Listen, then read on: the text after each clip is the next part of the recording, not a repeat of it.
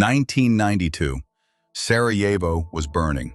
Serbian tanks shelled homes, mosques, hospitals. The West promised peace and banned weapons, but Bosnia bled in silence. One man defied it all, with crates, faith, and an unregistered runway. The UN embargo blocked all weapons, even to victims. Bosnian Muslims had rifles from museums. The Serbs had tanks and foreign friends. Zionist arms brokers quietly shipped weapons to Serb units. Western powers watched.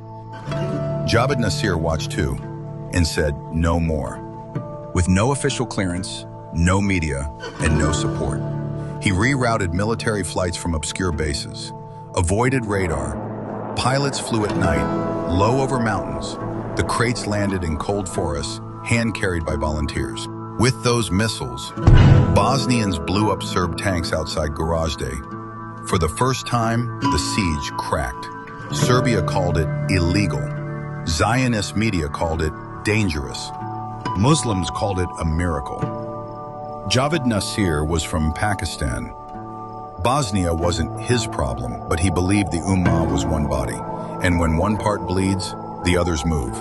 Years later, the UN tribunal named him. He smiled and admitted, yes, I sent those weapons.